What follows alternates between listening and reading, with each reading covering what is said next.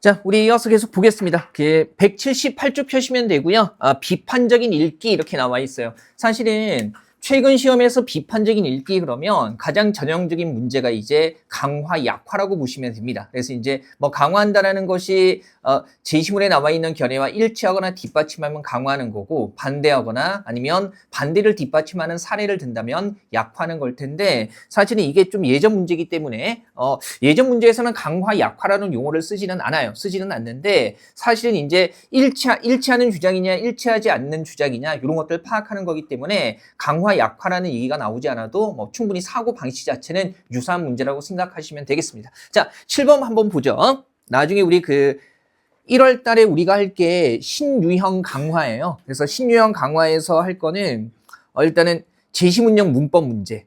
그러니까 상대적으로 좀 덜 익숙한 그거하고, 그 다음에 기존에 5급 민경채 하고요. 그러니까 피셋 볼 때 5급 피셋하고 5급 민경채 피셋이 난도가 조금 다릅니다. 난도가 조금 다른데 5급 민경채하고 이제 7급이 피셋 체제로 넘어가면서 7급 피셋하고 똑같은 문제로 봐요. 2021년부터. 그래서 이제 그 정도 문제 중에서 좀 난도가 지나치게 높은 거 말고요. 난도가 높다라는 게 뭐냐면 여러분들이 풀 수 없는 문제라는 게 아니라 풀 수는 있는데 우리가 110분 동안의 국어에 할당된 시간 안에 들어가기는 좀 지나치게 시간을 많이 요구하는 거, 그런 것들 빼버리고 딱 우리가 보는 시험에서 요구하는 시간 내에 풀 수 있는 그런 문제들만 발췌해서, 오지선다라는 건 미리 말씀드릴게요. 발췌해서. 그래서 이제 제시문형 문법 문제, 언어 문제죠. 그 다음에 이제 강화, 약화 문제 이런 것들 신유형 강화 집중적으로 하게 되고요.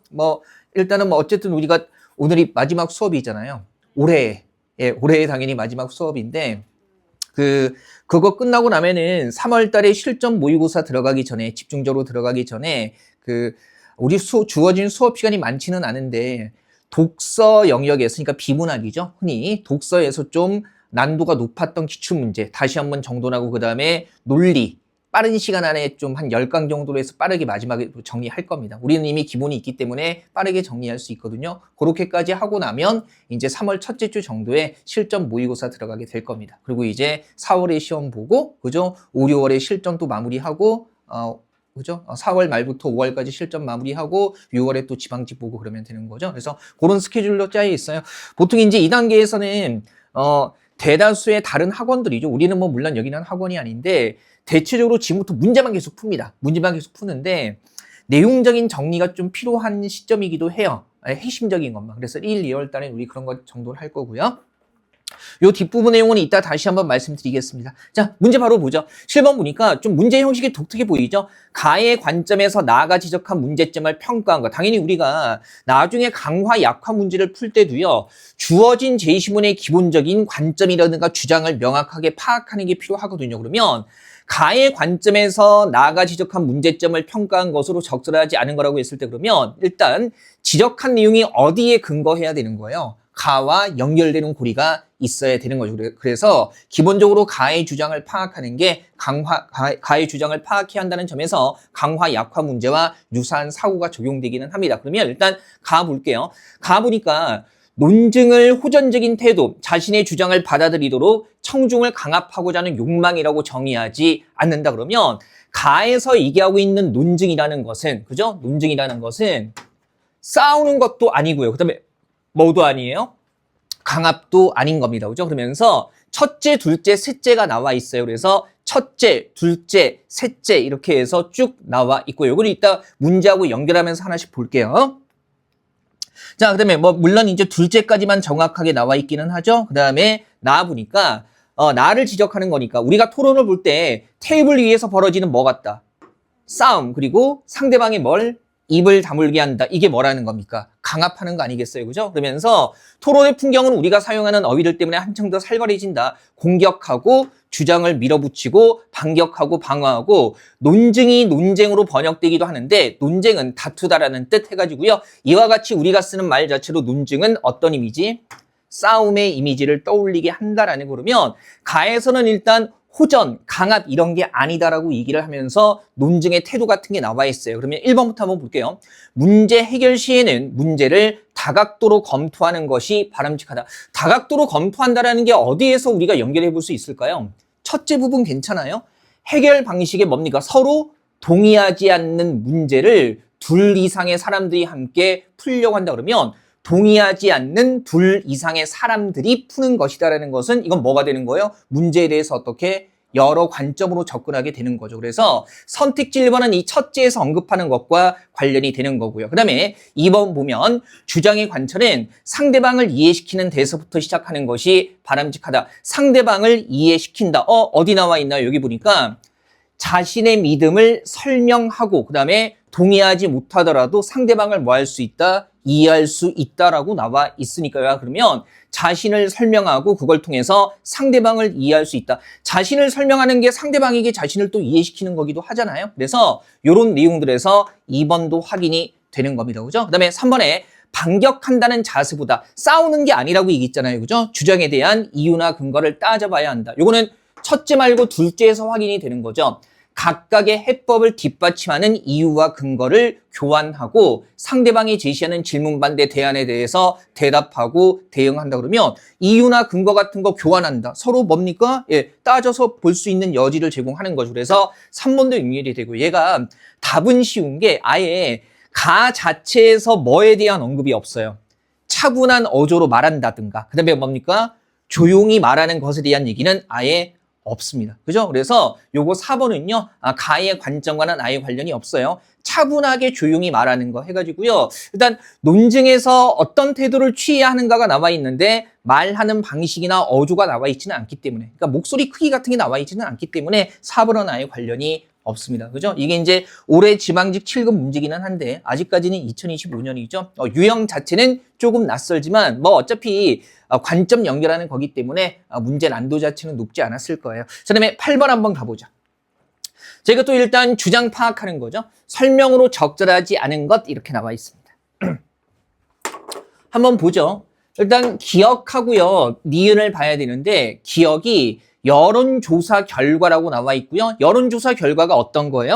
우리 국민의 70% 정도가 사형제도가 범죄를 예방할 수 있다고 생각하는 거. 근데 이제 이 필자 같은 경우는 그러나 과연 그럴까라는 문제제기를 하고 있고요. 그 다음에 니은의 입장을 보니까 니은 내용이요. 2006년 미국의 범죄율을 비교한 결과 사형제도를 폐지한 주의 범죄율이 유지하고 있는 주보다 오히려 낮았다. 이는 뒷내용 보니까 사형제도가 범죄 예방 효과가 있을 것이라는 생각이 근거 없는 기대일 뿐임을 말해준다. 그러면 기억과 니은의 입장은 서로 어떻게 되는 거예요?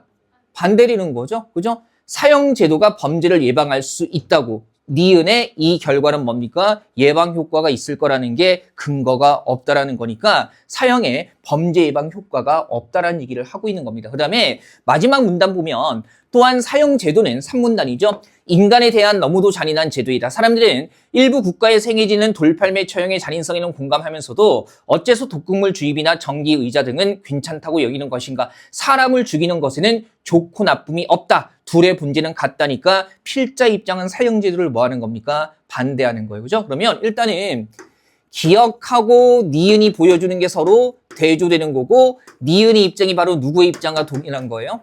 필자의 입장을 뒷받침하는 거죠. 그래서 사형에 범죄 예방 효과가 없다. 기억은 범죄 예방 효과가 있다고 보는 관점입니다. 1번 보니까 사형제도 존폐 논란을 문제 상황으로 삼고 있는 거 맞아요. 그죠? 그 다음에 이번에 필자의 주장은 당연히 뭡니까? 사형해봤자 범죄 예방 효과가 없으니까 뭐 해야 된다? 폐지해야 한다고 봐야 되죠. 3문단의 글쓴이 입장이 명확히 드러나요. 너무나 잔인하다. 죽인다는 것에서 좋고 나쁨이 없다. 마찬가지다라는 거니까.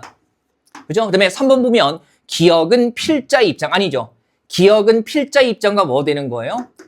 반대, 대조되는 거기 때문에 당연히 기억이 필자의 주장을 뒷받침한다고 볼 수는 없고요. 그러면 4번에 니은은 사형제도를 찬성하는 대중의 통념을 뭡니까? 반박하는 거. 효과가 있을 거라는 게 근거 없다라는 걸 보여주는 거니까 그죠? 사형제도가 범죄 예방 효과가 있을 것이라는 대중의 통념, 일반적인 생각을 반박하는 근거가 되는 거 맞습니다. 그죠? 충분히 파악할 수 있는 형태죠. 자, 그다음에 9번. 옛날 문제의 비판적인 읽기가 그렇게 많지 않습니다. 그래서 3문제밖에 없고요. 우리 파트 1에서 했던 것에서 다시 한번 또 모자라면 봐주시면 될 거예요. 아까도 말씀드렸지만 1월 달에 그 민경채하고 7급 그죠? 피셋에 피셋 언어 논리의 강화 약화는 무조건 두세 개 나오거든요. 그래서 그런 것들 중에서 의미 있는 거, 이거 우리한테 유용한 거 쭉 볼 테니까 그때 좀 우리의 그 갈증을 채우도록 하고요. 그죠? 1월 달 수업은 좀 그래서 머리를 좀 써야 되는 수업이 될 겁니다. 그죠? 머리를 좀 쓰고 문제 하나하나마다 생각을 좀 꼼꼼하게 해야 되는 그런 문제가 될 거예요. 자, 보죠. 주장에 대한 반론인데 우리가 보통 반론을 펼칠 때는요, 항상 특정 주장에는 뭐가 있을 수밖에 없어요. 근거가 있을 수밖에 없죠. 그래서 단순히 반대 입장을 취한다고 반박이 되지는 않습니다. 그죠? 그래서 상대방 주장에 근거를 무너뜨리는 게 제대로 된 반박이죠. 그러면 보세요. 일단 여기서는요, 우리는 다이어트를 통해서 자신감을 얻을 수 있다는 게 필자의 주장이 되는 거고요. 뒤쪽의 내용 보니까 다이어트를 하고 나니까 사람들이 뭡니까? 그 모습에 호감을 느낀다. 그래서 이게 다이어트가 자신감을 형성해 준다는 좋은 예다라고 얘기를 하고 있습니다. 그러면 이런 거죠. 겉모습에 호감을 느끼는 것이 자신감의 근거가 되는 것은 아니다. 이 근거를 공격해 주면 되는 거죠. 그 근거를 그대로 공격하는 게 뭐예요?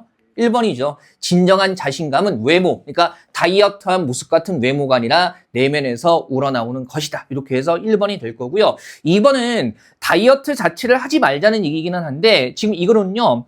다이어트를 통해 자신감을 얻을 수 있다는 주장이지 다이어트를 통해서 건강해질 수 있다는 얘기를 하는 것은 아니기 때문에 그죠? 2번은 적절한 반론이 될 수가 없고요. 3번에 매스미디어에 의해서 조작된 거, 매스미디어가 다이어트를 강요한다는 얘기가 여기에는 없습니다. 그 다음에 4번에 인간은 타인의 평가를 바탕으로 자신에 대한 정체성을 형성한다. 이건 무슨 얘기가 빠져 있나요? 다이어트와 자신감 얘기가 아예 빠져 있기 때문에 4번은 전혀 관련 없는 주장이 되겠습니다. 그죠? 이거 한번 보시고요.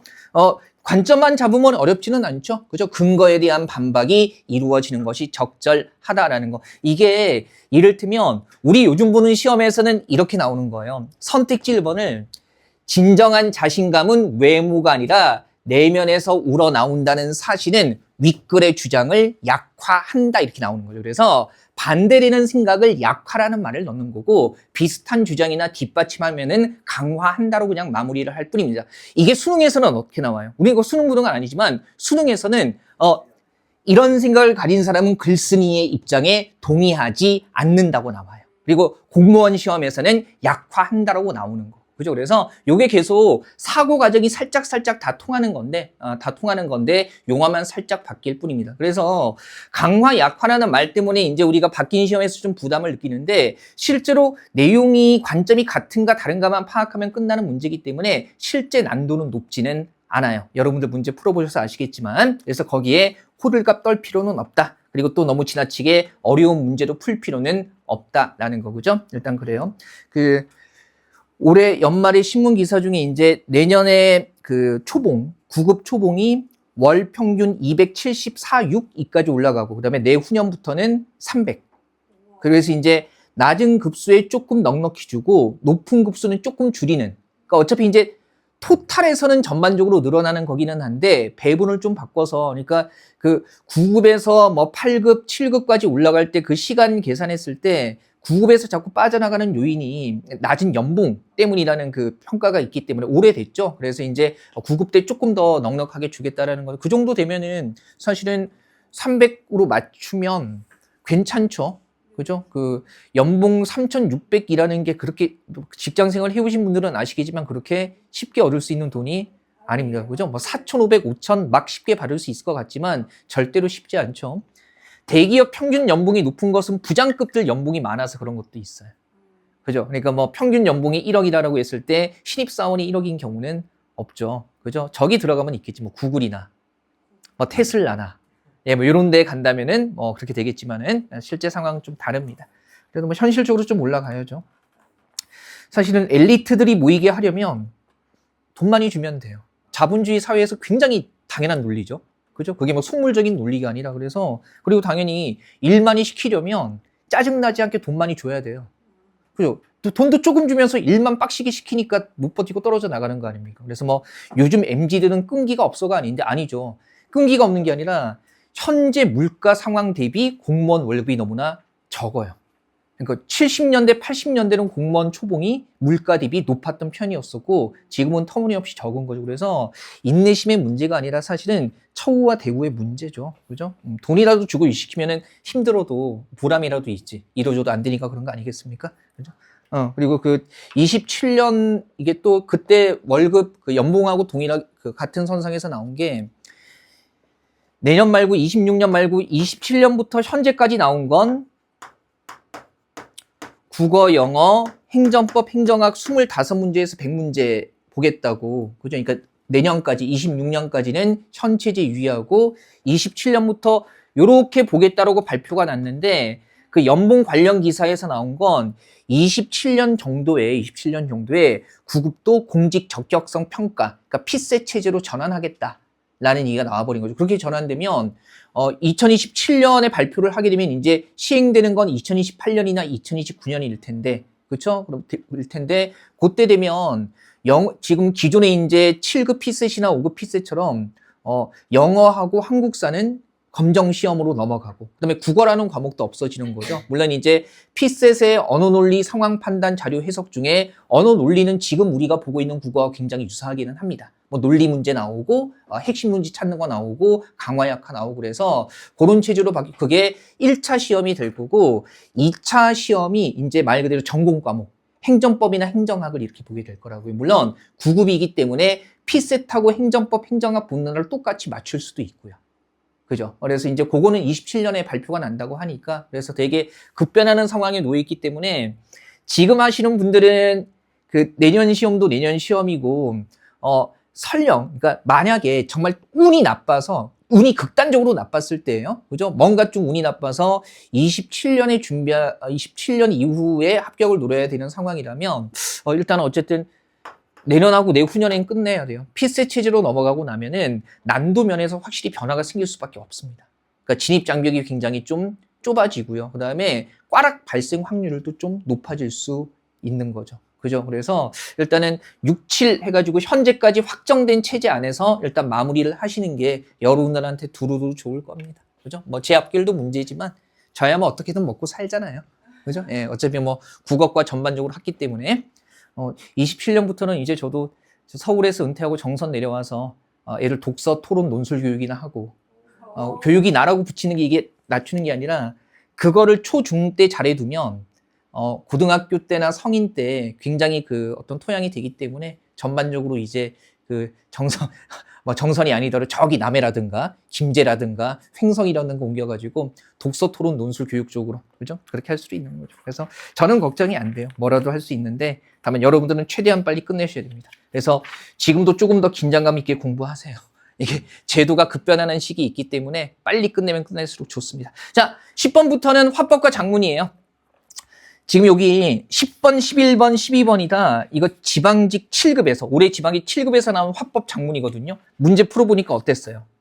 허망할 정도로 쉬웠죠. 그죠? 그러니까 어휘, 한자 표기, 문법 이런 것들은 어려웠는데 나머지 부분은 올해 7급도 되게 쉽게 나왔어요.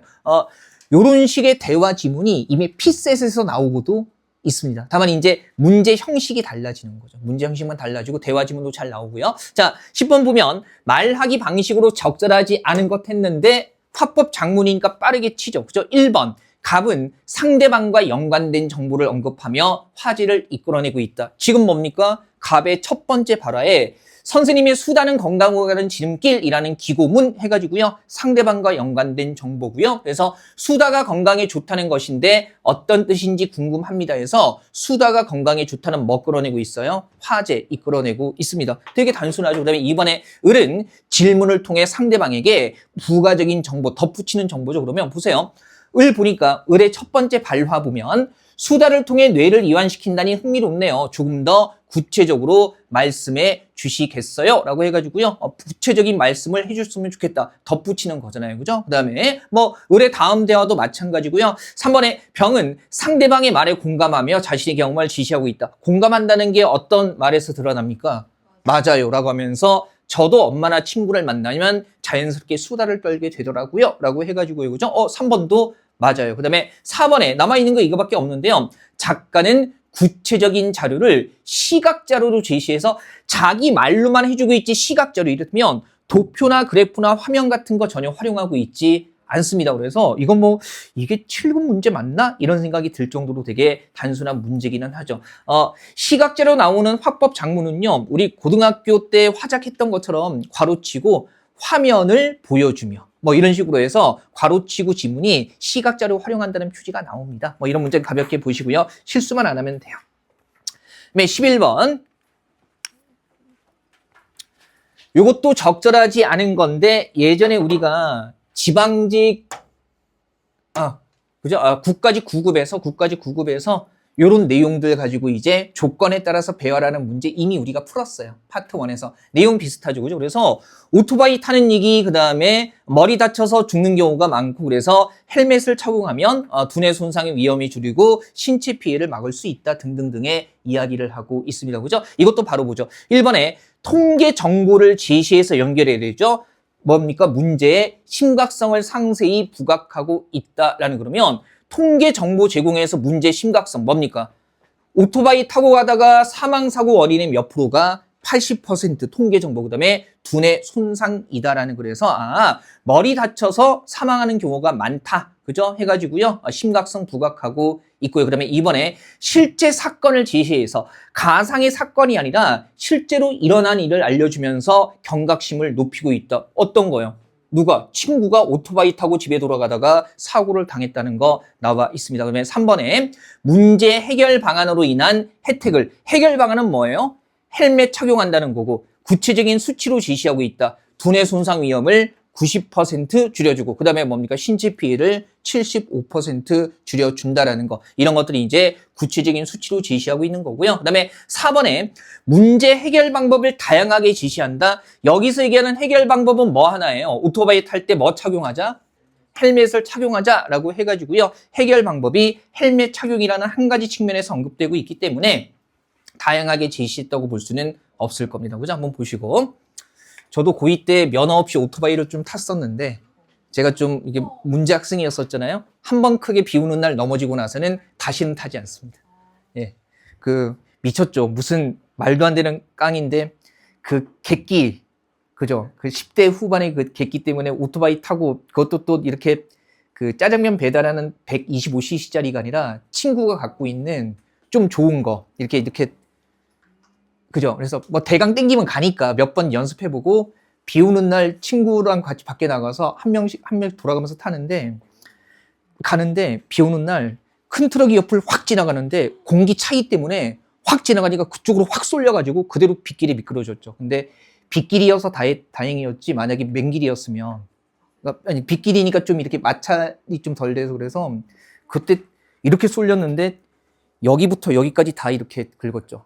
다행히 부러진 데는 없었고 집에다가 이기도 못하고 후시딘 덕지덕지 발랐던 그죠? 그러고 나서 부러지진 않았어요. 그래서 하늘이 도왔죠. 너는 다시는 타지 마라 이 자식아. 뭐 이런 계시를 준 게 아닐까 싶어가지고 그때 한번 그렇게 하고 나서는 뭐 그렇다고 또 일진은 아니었습니다. 오토바이는 셔틀들에게도 가끔 빌려줍니다. 그래서 이제 셔틀에 대한 어떤 뭐랄까 고마움의 표현으로 그래서 한번 그게 탔었죠. 그 이후에는 안 타요. 그러니까 트라우마가 생겨서 그런 거 2발 달린 것 좀 덜 타게 되죠. 그죠? 자전거는 탑니다. 그래도 자전거. 12번 보죠. 이것도 재밌죠. 이게 일종의 장문인데 장문 형식을 이제 반론이고요. 보세요. 조건이 뭐예요? 조건이 3가지죠. 뭐 주장을 부분적으로 인정하되 그 다음에 주장에서 언급한 효과에 뭐 부작용을 지게해야 된대요.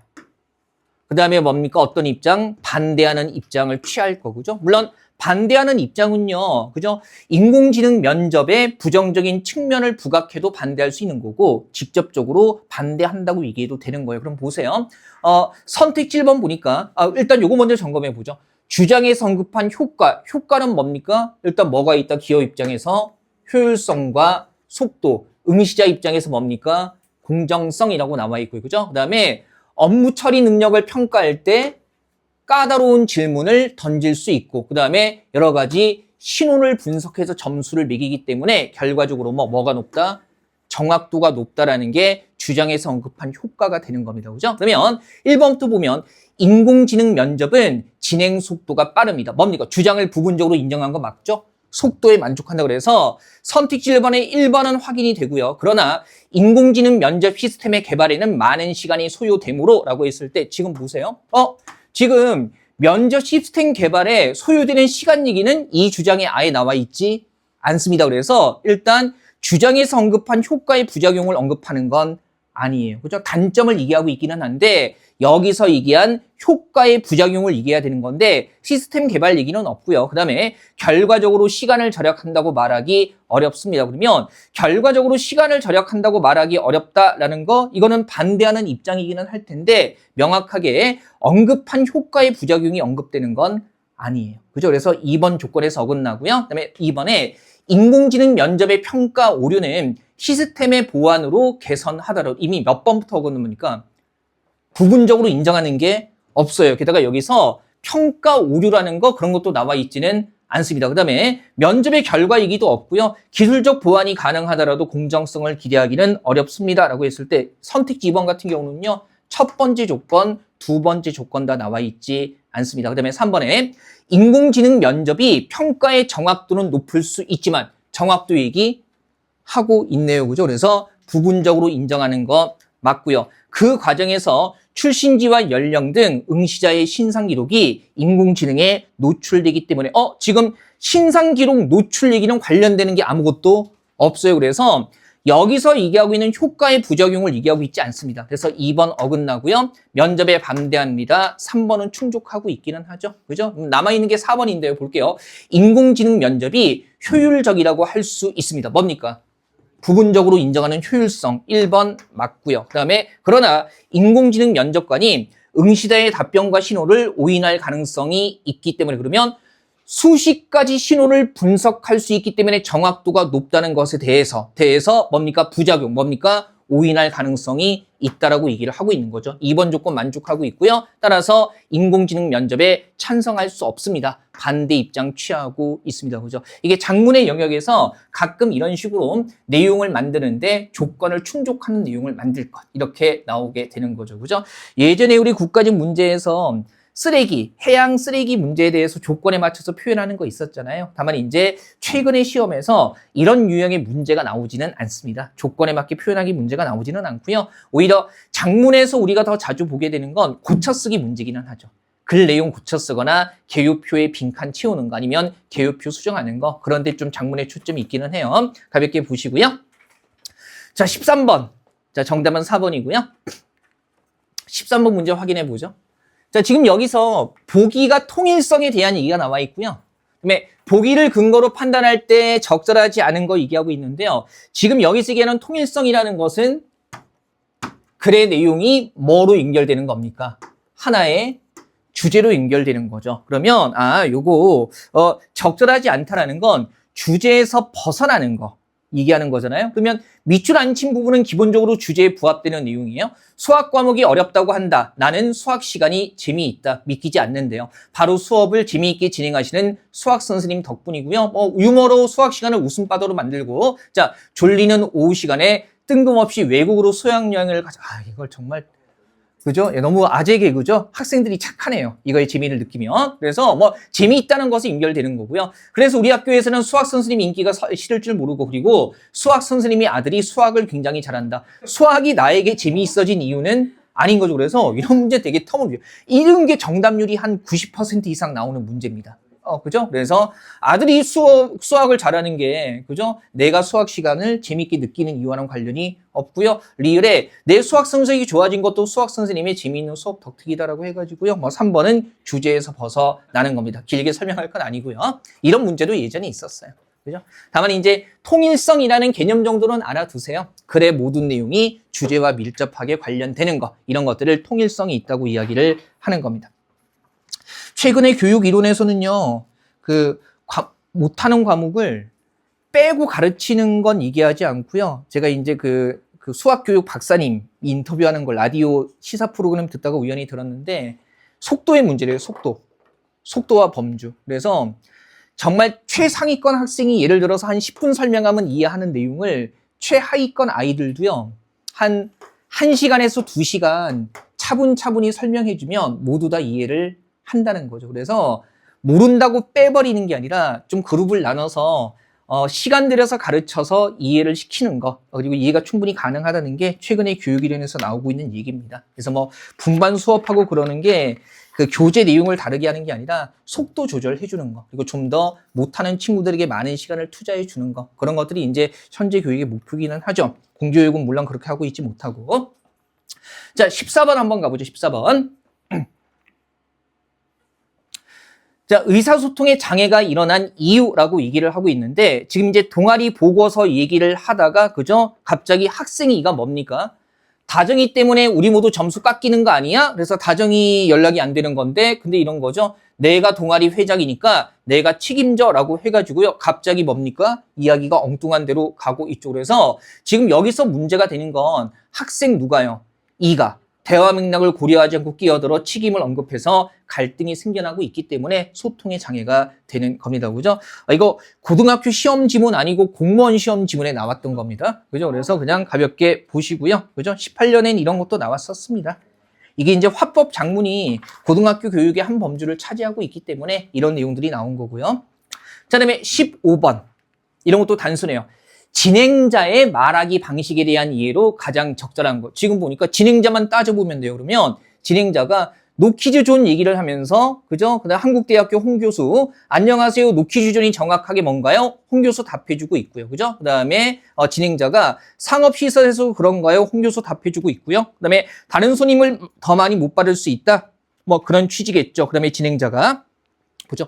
피해가 발생하니까 이런 생각을 하시는 것이겠지만 언뜻 특정인들을 위한 전용 버스 운행과 같이 또 다른 차별의 예를 떠올리게 하네요 했더니 홍 교수가 많은 분들이 걱정하는 것도 그 부분입니다 라고 얘기를 하고 있습니다. 그죠? 그러면 선택지 보면, 그죠? 3번에 사례를 언급하며 상대방이 생각을 더할 수 있도록 유도한다. 어떤 겁니까? 사례, 전용 특정인들을 위한 전용 버스 운행. 그 다음에 또 다른 차별의 예를 떠올리게 하네요 했더니 홍 교수가 덧붙이고 있잖아요. 특정 집단에 대한 차별 같은 부분, 이런 것들을 다 얘기하고 있기 때문에 3번은 괜찮고요. 1번에 다음 인터뷰 기약하는 거 확인됩니까? 안 되죠. 오늘 말씀 감사합니다. 이렇게 끝내고 있는데요. 그죠? 그 다음에 2번에 예상되는 반론 가능성, 지금 얘가 진행자가 교수하고 싸워요? 그런 거 없잖아요. 그죠? 그래서 자기 주장 관찰하는 것도 없고요. 그 다음에 지속적으로 질문은 하는데 교수 태도에 문제가 있다고 환기하는 것도 나오지 않습니다. 그죠? 이것도 쉬운 문제죠. 16번 한번 가보죠. 얘도 상당히 긴데요. 말하기 방식에 대한 이해로 가장 적절한 거 해가지고요. 지금 한번 보면 박 위원의 말에 초점을 맞춰서 한번 보죠. 자, 박 위원의 첫 번째 발화 한번 보세요. 첫 번째 발화 보면 버스 전용 차로제가 어떨까요? 이 제도가 잘 활용되면 승용차 이용자들 출퇴근 시간에 대중교통수단을 이용할 것입니다. 하고요. 그 다음에 박 위원이 김 국장과 윤 사장의 말 들으면서 박 위원의 두 번째 발화 한번 보시면요. 박 위원 발화는 두 개밖에 없기는 해요. 보시면 두 분 말씀 모두 일리가 있다고 생각합니다. 대중교통 이용이 승용차 이용보다 훨씬 편리하다고 생각하면 굳이 승용차를 이용하지 않을 것입니다. 명절 귀성길에 시행했던 고속버스 전용 차로제의 효과가 그것을 증명합니다라고 해요. 그러면 이거 보세요. 두 분 말씀 모두 일리가 있다라는 게 뭐하고 관련되는 거예요? 참여자의 의견을 경청하는 거 관련되고요. 그다음에 구체적인 대안, 여기서 얘기하는 구체적인 대안이 뭡니까? 버스 전용 차로제 같은 겁니다. 그래서 대안을 제시하고 있는 것도 맞아요. 그래서 4번이 정답이고요. 1, 2, 3번 가볍게 걸러볼게요. 사회자가 지금 주제 전환하고 있는 거 없어요. 그러면 김 국장이 상대방의 주장을 수긍한다. 지금 대립하는 입장이 주로 누구하고 누구예요? 김 국장과 윤 사장인데 김 국장은 끝까지 뭡니까? 승용차 10부제 해야 한다라고 주장하고 있기 때문에 상대방의 주장을 수긍하는 모습은 없어요. 그죠? 그다음에 윤 사장은 당면한 문제점, 10부제 하게 되면 사업하는 사람들이 힘들다는 얘기는 하고 있는데 타협의 가능성을 열어놓고 있지 않습니다. 그죠? 타협의 가능성을 열어둔다는 것은 자기 의견을 수정할 여지가 있다는 건데 그런 모습이 나타나지는 않아요. 그죠? 뭐 길게 설명할 문제는 아니고요. 17번 한번 가보죠. 자, 이것도 이제 화법에서 나오는 건데요. 한때 그 고등학교 교과서에 한때 공감하는 듣기에 대한 단원이 있었어요. 아마 배운 세대도 있을 텐데 그래서 오죽 대화가 안 되면 공감하는 듣기를 어떻게 하는지 내용적으로 가르쳐야 되나 이런 생각도 들고, 심지어는 예전에 그 화법 교과서에 보면, 장문고 화법 교과서에 보면 병문안 할 때 어떻게 말하는 게 적절한가, 사과는 어떤 식으로 하는 게 적절한가, 그래서 순서와 단계까지 나와 있었습니다. 그러니까 요즘에 사람들이 공감하는 대화도 못하고 사과도 제대로 못하고, 그죠? 그래서 뭐 아직도 기억나는 게 그 교과서인데, 친구한테 그 병문안 가는데, 팔 다친 친구한테 병문안 가는데 가서 막 장난스럽게 놀리는 애하고, 그 다음에 많이 아팠겠구나, 아이고 어떡하니, 그러면서 뭐 이렇게 그 숙제 같은 거 내가 잘 체크해놓고 노트도 빌려줄게, 그렇게 해서 병문안 해야 된다라는 게 나왔는데, 보통 그 남자들끼리 병문안 가면 죽을 정도의 사고 아니면 병신 뭐하다 다쳤냐? 막 이러면서, 오, 야, 꾀병이지, 이런 병신아, 막 이런 게 우리가 보통이잖아요. 그죠? 중이처럼. 근데 어쨌든 그런 방법까지 나왔었어요. 정말. 자, 여기서는요, 반영하기에 초점 맞추고 있습니다. 그죠? 그러면 반영하기 쪽만 한번 보죠. 지금 반영하기 뭐라고 나와 있나요? 상대의 생각을 수용하고 상대의 현재의 상태에 감정이입을 했으니까 상대방의 마음이 지금 어떨까 해서요, 의미를 뭐 해야 된다?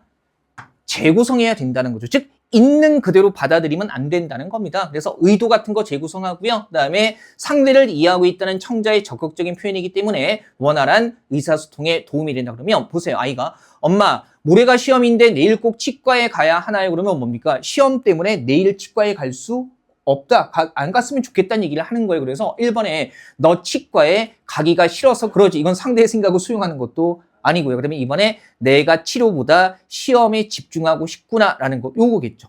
그죠? 우선은 그 다음에 3번에 내일 꼭 치과에 가야 하는지가 궁금했구나. 야, 상대방의 의미를 재구성한 게 아닙니다. 이거는 그냥 내일 가야 하나요에 대한 내용 자체에 대한 반응이에요. 그래서 반영하기에서 얘기하는 의미 재구성 안 되고요. 그 다음에 4번에 약속은 지켜야 하는 거니까 치과에 가야겠지. 이건 상대의 생각을 수용하는 게 아닙니다. 그죠? 물론 우리가 거의 본능적으로 내용 보면 풀 수 있는 거기는 한데, 일상적인 대화 수준에서. 자, 선택지 각각이 반영하기에 어떤 내용이 어긋나는가도 한번 확인을 해 보시고요. 18번 같은 문제는 여전히 유의미한 문제입니다. 17번은 참고서만 보시고요. 자, 지금 요 내용 가지고 주제문을 작성하는 거죠. 그러면 이런 거잖아요. 최근에 수출 실적이 부진하니까 왜 부진한지 원인을 따져본 다음에 뭡니까? 해결책을 제시하는 패턴이네요. 그죠? 그러면 요 내용을 담으면 되는 거니까 몇 번이에요? 4번에 수출 경쟁력을 좌우하는 요인을 분석한 후에 그에 맞는 방안을 마련해야 한다는 거죠. 그죠? 그리고 1번에 정부가 수출 분야 산업을 적극 지원해야 한다라는 거. 일단은 이게 수출 경쟁력을 향상시키는 방안은 될 텐데, 지금 가격 경쟁력 요인이나 아니면 비가격 경쟁력 요인에서 뭘 다루고 있지는 않아요. 정부의 역할을 다루고 있지는 않기 때문에 이 개요를 바탕으로 끌어낼 수 있는 주제로는 적절하지 않습니다. 그다음에 이번에 내수 시장의 기반을 강화하는 데 역량을 모아야 한다. 아니, 지금 문제가 뭐예요? 수출인데 갑자기 어디로 가고 있어요? 내수 시장. 아예 소재 자체가 벗어나는 거고요. 그다음에 3번에 연구 개발비 투자를 늘리고 품질 향상에 많은 노력을 기울여야 한다. 근데 이런 거죠. 연구 개발이라는 것은 부분적인 거기 때문에 이 개요 전체에서 얘기하고 있는 내용을 포괄하지는 못합니다. 그죠? 그래서 안 되고요. 자, 19, 20번 바로 가보죠. 19번 보면 이 교회에서 파악할 수 있는 글쓰기 전략 이야기를 하고 있습니다. 그죠? 지금 보니까 서론에서 재능기부 현황, 재능기부에 대한 인식 실태, 필요성 점검한 다음에 장애되는 요인들을, 문제점의 원인을 짚으면서 이것들을 어떻게 해결할 것인가 얘기를 하고 있는 거죠. 그러면 이 내용을 가장 적절하게 반영하고 있는 거 찾으면 되잖아요. 그래서 재능기부의 현황을 토대로 의의와 필요성을 밝히고 장애 요인들을 뭡니까? 해결하는 방향으로 활성화 방안을 제시한다라는 게 이 글의 구조를 가장 적절하게 반영하고 있는 거죠. 그죠? 그 다음에 4번은 잠깐 보면 4번만 볼게요. 재능 기부의 필요성과 활성화 방안이 초점이므로 재능 기부의 의의와 필요성을 토대로 재능 기부의 현황과 인식 실태 파악을 이끌어낸다라는 거. 자, 활성화 방안이 초점이기는 한데 지금 재능 기부의 의의와 필요성을 이끌어낸다? 이끌어낸다는 것은 본론이나 결론에 나온다는 건데 그거는 어디에서 언급이 되고 있나요? 서론에서 언급되고 있기 때문에 마지막에 이 서론에서 언급하고 있는 내용을 이끌어낸다라고 표현할 수는 없을 겁니다. 그죠? 그래서 뭐 4번이 내용적으로 관련되기는 하지만 이 글의 구성을 그대로 반영하고 있지는 않다는 것, 그거 생각하셔야 될 거고요. 자, 20번 보죠. 겸양의 경률. 나머지 다 외울 필요 없고요. 겸양의 경률 되게 쉽죠. 그죠? 뭡니까? 상대방의 칭찬을 그대로 받아들이기보다는 자신을 낮추어 말하는 것을 믿어. 그러니까 칭찬에 대해서 자신을 낮추는 것을 뭐라고? 겸양의 경률이라고 얘기를 하고 있습니다. 그러면 1번 보면 집이 참 좋네요. 구석구석 어쩌면 이렇게 정돈이 잘 되어 있는지, 사모님 살림 솜씨가 대단하신데요 라고 칭찬했어요. 그랬더니 나아가 그렇게 말씀해 주시니 고맙습니다라고 해가지고 여기는 뭐가 없어? 자신을 낮추는 게 없습니다. 그죠? 그래서 그렇게 말씀해 주시니 고맙습니다라는 거, 여기는 겸양의 경률이 없고요. 그다음에 2번은 보면 정윤아 날씨도 좋은데 우리 놀이공원이나 갈래? 놀이공원 좋지. 그런데 나는 오늘 뮤지컬 표를 예매해둬서 어려울 것 같다. 여기서는 동의의 경률이에요. 설명해 드리면. 그래서 상대방과 다른 점을 최소화함으로써 의사소통을 원활하게 한다는 거죠. 그래서 이제 자기 의견을 내지 말라는 게 아니라 우선은 상대방의 의견에 동의를 먼저 해준 다음에 자기 의견을 표명하라는 게 동의의 경률입니다. 그 다음에 3번 보면 제가 귀가 안 좋아서 그러는데 죄송하지만 조금만 더 크게 말씀해 주시겠어요? 이런 거죠. 야, 이렇게 좁은 데서 그렇게 모기만한 목소리로 얘기하면 내가 어떻게 알아들어? 이런 게 아니라 제가 귀가 안 좋아서 잘 못 들었다. 즉 문제의 원인이 나한테 있다고 얘기를 하는 겁니다. 관용의 경률, 그죠? 상대방이 나에게 관용을 베풀 수 있도록 이야기를 하는 거죠. 그래서 문제 상황에서 상대방을 탓하는 게 아니라 자신에게 문제가 있다고 얘기함으로써 상대방이 자신을 너그럽게 받아들일 수 있도록 해주는 게 관용의 경률이고요. 남아있는 거 4번이네요. 유진아 너는 노래도 잘하고 운동도 잘하고 못하는 게 없구나 그랬더니 아니에요. 특별히 잘하는 것도 없는데요. 아직 많이 부족합니다. 이게 바로 뭐예요? 자신을 낮추어서 말하는 거죠. 자, 예전처럼 외울 것은 없고요. 그냥 여기 나와 있는 설명대로 적용할 수 있으면 돼요. 개요표 문제만 지금 화법과 작문에서는 좀 신경 써서 보세요. 예, 좋습니다. 그러면 10회 쪽 갈게요. 10회 쪽. 192쪽이네요.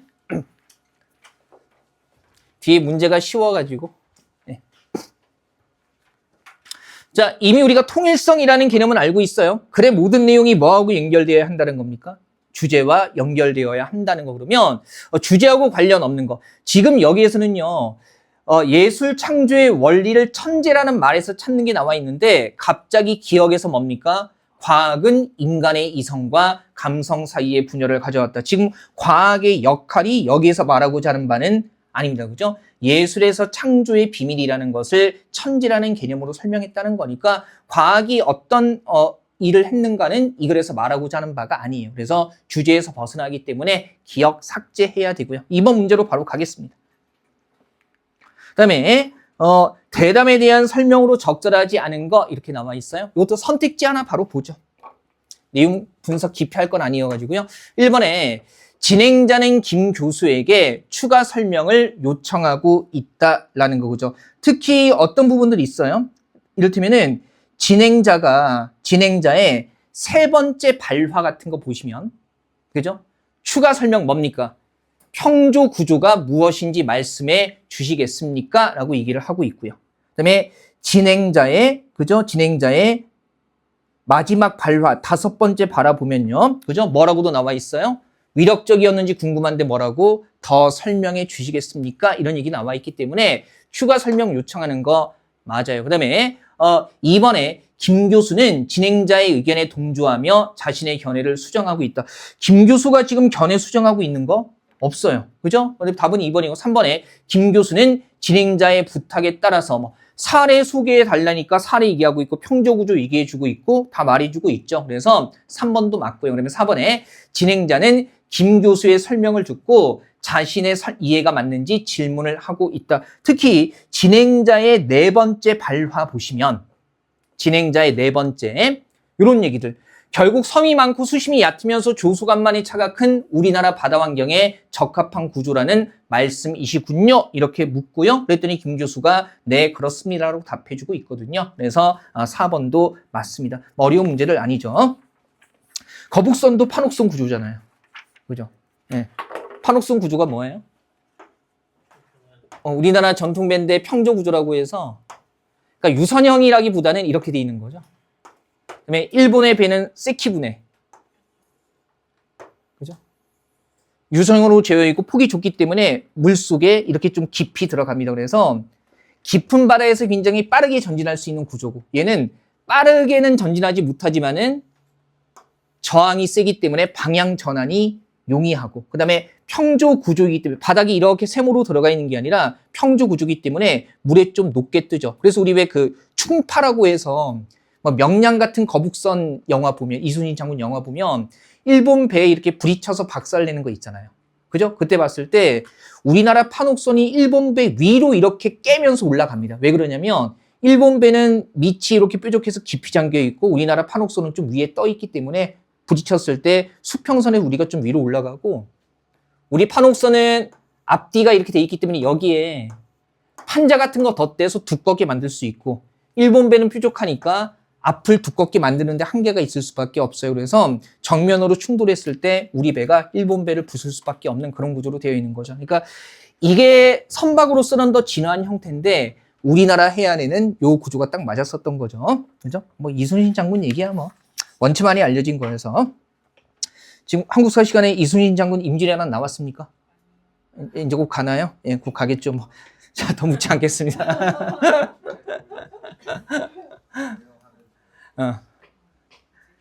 고려 거란 전쟁은 끝났습니까 이제?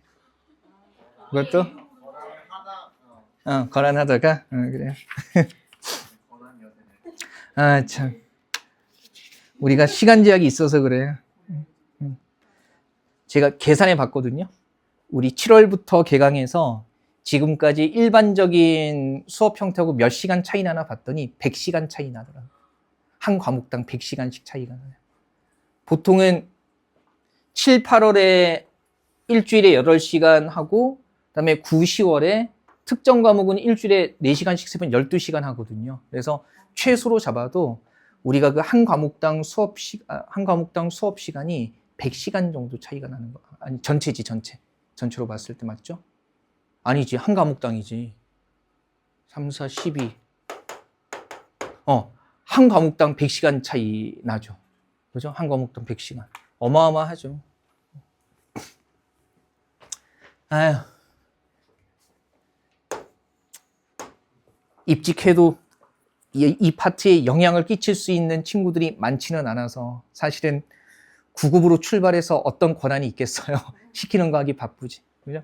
자, 봅시다. 일단 여기 보면 역시 대화의 원리 나와 있는데 첫째가 뭐예요? 이거 첫 번째 지문은 안 띄웠어요. 첫째가 양의 경률, 둘째가 뭡니까? 질의 경률, 뜻 다 나와 있어요. 세 번째가 관련성의 경률, 넷째가 뭐가 되는 겁니까? 태도의 경률이 이렇게 되는 거죠. 그러면 지금 보세요. 자, 니은의 대답이 갖는 특징인데 체중이 얼마나 되니? 라고 물었을 때 뭐만 답해주면 돼요? 뭐 55kg까지만 답해주면 되는데 키에 비해 가벼운 편인지 묻지는 않았습니다. 그래서 어디에 어긋나는 겁니까? 양의 경률, 대화의 목적에 필요한 만큼만 정보를 제공하고 필요 이상의 정보를 제공하지 말라는 양의 경률에 어긋나는 거고요. 관련성의 경률을 위배하는 건 아니에요. 어쨌든 관련성의 경률이라는 것은요, 대화 맥락과 관련되는 말을 하라는 건데 체중이 얼마가 되니에 대해서 55kg이라고 관련 있는 얘기를 하고 있기 때문에 관련성의 경률에는 어긋나지 않는 거고요. 다만 양의 경률에 어긋나는 겁니다. 그죠? 자, 그 다음에 니은, 대화 2 보면 얼마 전 시민운동회가 있었다며 봤더니 100m 달리기에서 비행기보다 빠른 사람을 봤어. 그러면 1초 안 걸리겠죠. 100m 달려가는데. 그죠? 생각해보면 그러면 얘는요, 진실한 정보가 아닌 거네요. 그죠? 지나치게 과장했어요. 물론 일상 대화에서 과장하는 표현은 얼마든지 가능하기는 한데 이 기준에 따르면 질의 경률을 위배한 거 맞습니다. 왜 대화 3 보면 너 몇 살이니? 그랬을 때 형이 17살이고요. 저는 15살이죠. 네 형 몇 살인지 누가 물어봤냐고요, 지금. 그래서 이것도 뭡니까? 예, 지금 대화에 필요한 정보 이상의 정보를 제공하고 있어요. 양의 경률을 위배한 거 맞고요. 이 선택지까지 정리하고 숨 좀 돌릴게요. 점심은 뭐 먹을래? 그랬더니 생각해보고 맘 내키는 대로요. 라는 거. 이건 뭡니까? 그죠? 모호하거나 중의적인 표현을 피하라는 게 있는데 마음 내키는 대로 그러면 정확히 뭐 먹을지 알 수가 없잖아요. 그죠? 따라서 뭐의 경륜을 위배한 겁니까? 태도의 경륜을 위배했다고 얘기할 수 있을 겁니다. 괜찮으시겠어요? 그죠? 한번 보시고요. 자, 교실 좀 이렇게 온풍기 때문에 좀 덥고 그런데 잠깐 좀 쉬었다가요. 열 좀 식히고 뒤에 문제 어렵지 않으니까 쭉쭉 또 조금만 정리하겠습니다. 잠깐 쉬죠. 네.